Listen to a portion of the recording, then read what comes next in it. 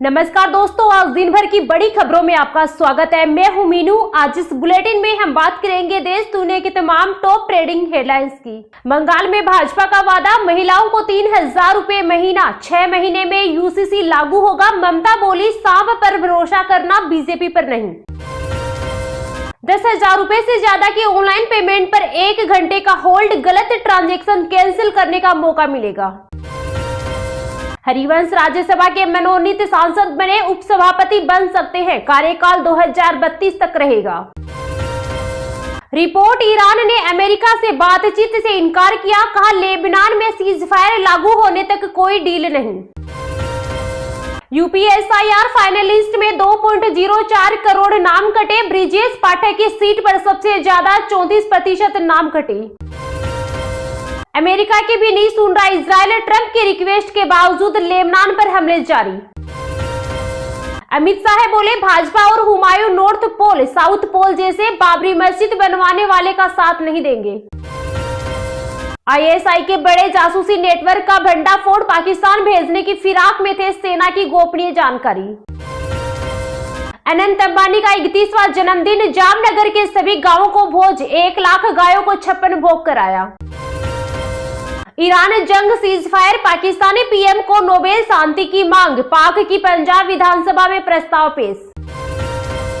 नीतीश कुमार बने राज्यसभा सांसद, कार्यकर्ता बोले आपका फैसला गलत, दिल्ली में हाथ जोड़कर गिड़गिड़ाए नेता। 114 नए राफेल स्वदेशी मिसाइलों से लैस होंगे। 18 जेट फ्रांस में, 96 भारत में बनेंगी। महायुद्ध शुरू होने की अटकलें तेज, पाकिस्तान ने मिडिल ईस्ट में अचानक भेजे फाइटर जेट, वजह भी सामने आई। ईरान से बातचीत के लिए अमेरिकी उपराष्ट्रपति पाकिस्तान रवाना। कहा, ईरान खेल न खेले, ईमानदारी से बात करे। एमपी यूपी में तापमान 6 डिग्री से 10 डिग्री तक बढ़ सकता है। राजस्थान में 40 डिग्री सेंटीग्रेड से ज्यादा होने का अनुमान। 1000 करोड़ की डील वाले वीडियो के बाद बंगाल में खेला। ओवैसी की पार्टी ने हुमायूं कबीर की पार्टी से तोड़ा गठबंधन।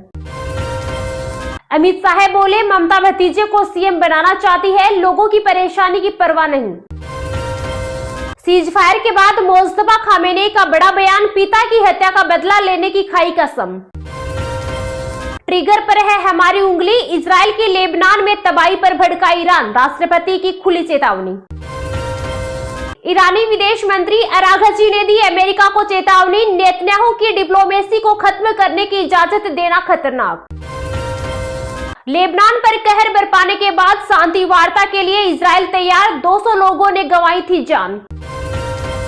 पवन खेड़ा को फिलहाल गिरफ्तार नहीं कर पाएगी असम पुलिस, मिल गई है अग्रिम जमानत।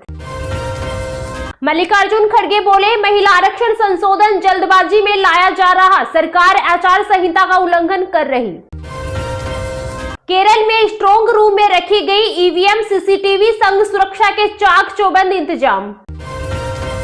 डोनाल्ड ट्रंप देखते रह गए और तेहरान ने कर दिया बड़ा ऐलान, होर्मुज पर रियाल में टोल वसूलेगा ईरान।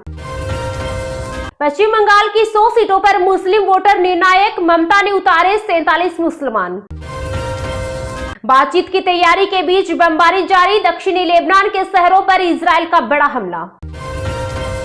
ईरान के पूर्व विदेश मंत्री कमाल खराजी की मौत, हवाई हमले में तेहरान ने खोया अपना कद्दावर कूटनीतिज्ञ। पाकिस्तान में घातक हमला, बलूच समूह ने सेना के काफिले को बनाया निशाना।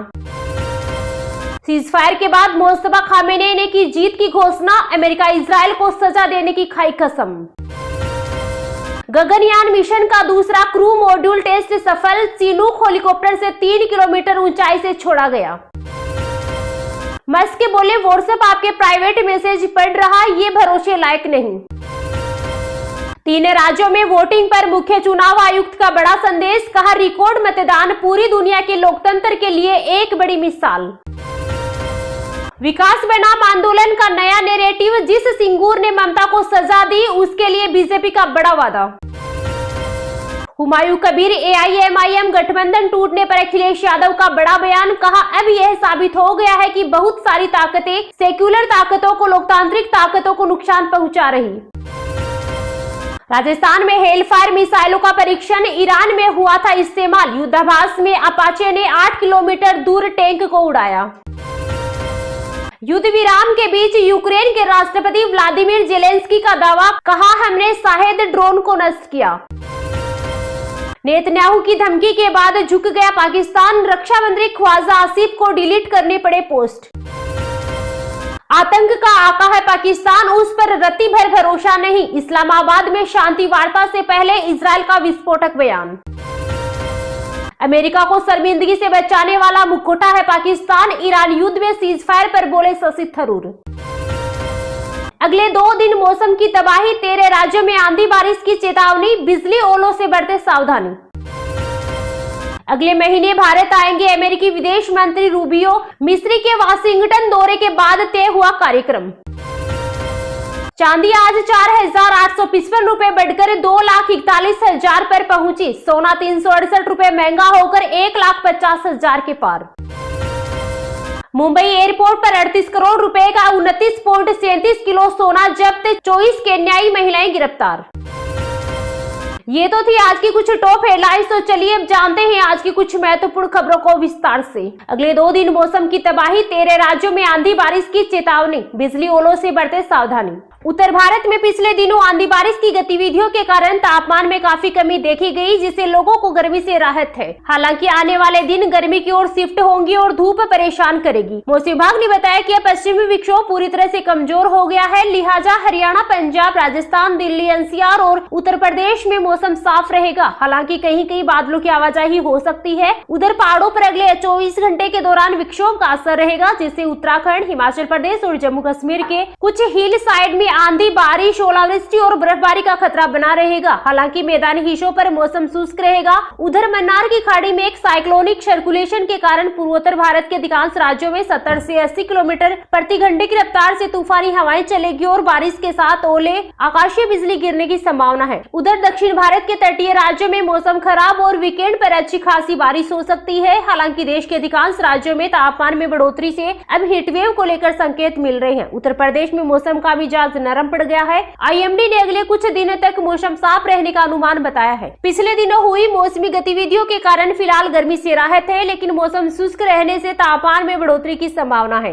दिल्ली एनसीआर में बादल छट गए हैं, लेकिन सतही हवाओं के झोंके बढ़ गए हैं। मौसम विभाग का मानना है अब मौसमी गतिविधियों के थमने से तापमान में बढ़ोतरी शुरू होगी और अगले सप्ताह तक अधिकतम तापमान 35 डिग्री सेल्सियस के आसपास पहुंच सकता है। शुष्क मौसम के एहसास के बीच धूल भरी हवाएं परेशान कर सकती है, लेकिन पोल्यूशन से राहत मिलेगी। उत्तराखंड में अगले 24 घंटे तक वेस्टर्न डिस्टर्बेंस का असर बना रहेगा और पहाड़ी जिलों में मौसम खराब रहेगा। आईएमडी ने ऊंचाई वाले भागों पर तेज हवाओं के साथ बारिश और बर्फबारी की संभावना बताई है। इस दौरान पिथौरागढ़, रुद्रप्रयाग, उत्तरकाशी, चमोली, बागेश्वर समेत कई ऊंचाई वाले हिस्सों पर पानी गिरने और बर्फ गिरने का अलर्ट है। मौसम विभाग ने बताया कि अगले 3 दिन तक मौसम का मिजाज बिगड़ा रहेगा।